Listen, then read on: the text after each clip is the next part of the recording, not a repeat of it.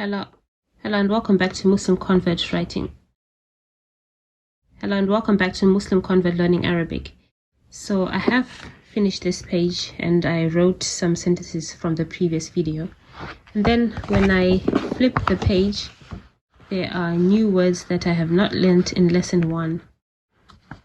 And I noticed that on this part of the page, after the exercise, again, there are new words, which is very good, and the pictures to show you what it is. So, like here, remember the letters, what they look like in the beginning, the middle, and the end. If you don't know about this, I've done videos in the previous.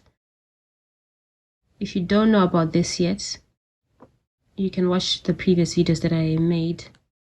So this is seen in the beginning. Sukarun. There's this like a little W with a fatha on the top.